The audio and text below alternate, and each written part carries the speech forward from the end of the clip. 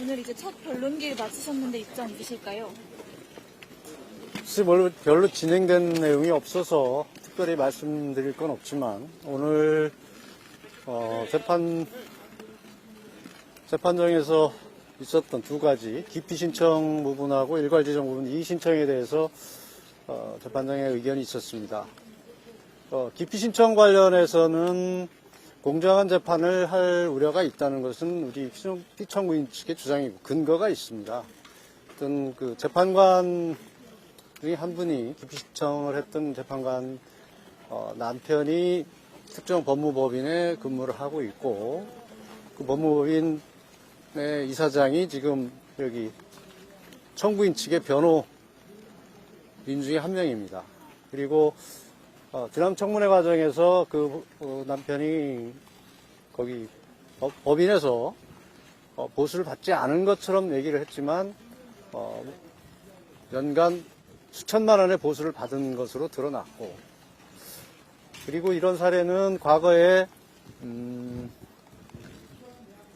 재판에서 재판장이 특정 대기업의 이혼 소송을 재판하면서 그 기업의 임원과 문자 주고받은 것을 이유로 해서 기피 신청이 됐었고, 그게 결국 인용되는 그런 사례도 있었습니다.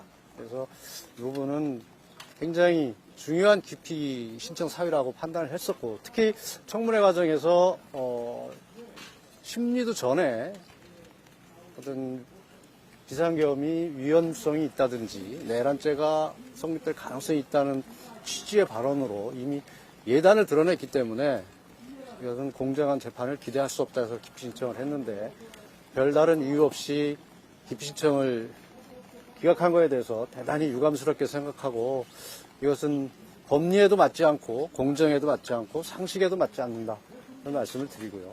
일괄 지정과 관련해서도 이거는 헌법재판이지 형사재판이 아니라고 재판장께서 말씀을 하셨는데, 물론 헌법재판입니다. 그러나 헌법재판소법의 40조 보면 분명히 형사소송에 관한 규정을 준용하도록 되어 있습니다. 그리고 형사소송 규칙에 보면 기일 지정에 대해서는 변호인의 의견을 듣도록 되어 있습니다. 형사재판은 아니지만 분명히 형사소송 규정이 준용되도록 돼 있다면 준용하는 것이 마땅합니다. 법률을 집행하는 과정에는 법대로 해야 되는 것입니다. 그런데 단지 헌법재판이라는 이유로 형사소송 규정을 준용하지 않는 것은 법을 정면으로 위배하는 것입니다. 법을 지키고 법을 집행해야 될 헌법재판소가 월권을 하고 있는 겁니다. 또 한 가지 일괄 지정에 관한 문제는 또 있습니다. 지난 준비기일에서 1, 2기일만 지정을 하고 마쳤는데 재판 후에 3, 4, 5기일 지정을 했습니다. 그렇게 급하게 지정을 할 이유가 없습니다. 똑같은 과정을 거치더라도 2월 4일까지 3회 추가로 더 지정을 하더라도 오늘 재판에서 또는 다음 16, 2회 재판에서도 얼마든지 변호인들에게 의견을 듣고 고지해도 됩니다. 그런데 그런 절차를 생략하고 편법적으로 5회를 지정할 이유가 없습니다. 그런 점에서 우리는 이 재판의 공정성을 그리고 중립성을 굉장히 의심할 수밖에 없다. 이것은 무슨 주관적인 판단이 아니고 외부적으로 드러난 지금 헌법재판이 진행되는 과정에서 누구나 봐도 한눈에 봐도 알 수 있는 상황이다. 그렇게 설명을 드릴 수 있을 것 같습니다.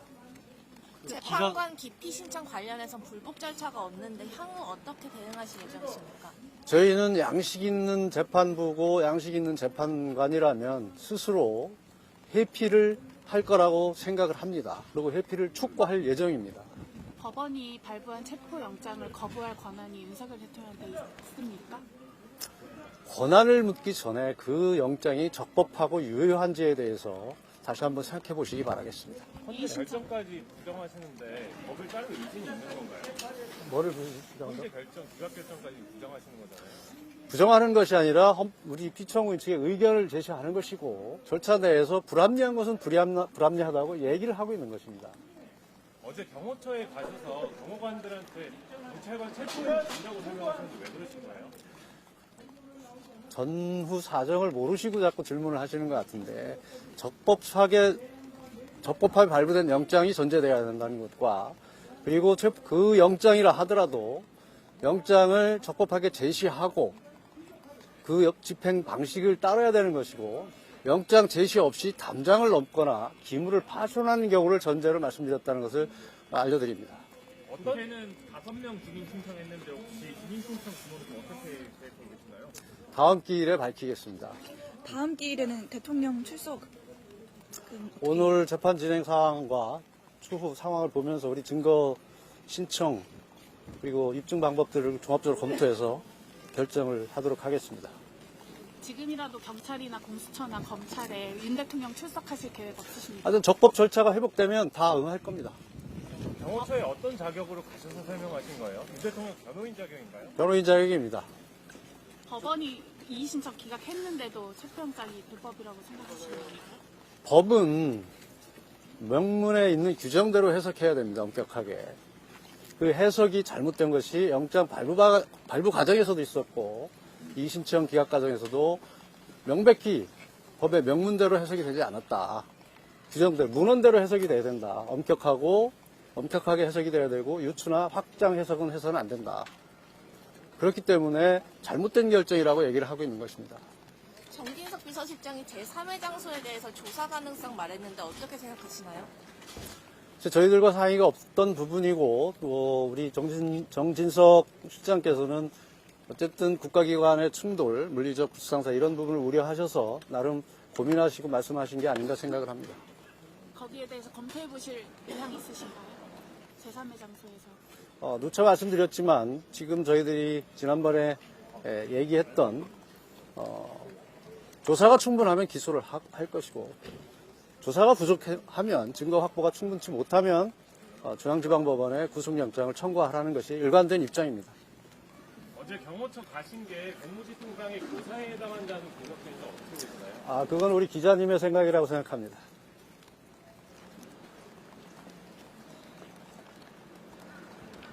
더 하실 말씀 없으면 하겠습니다.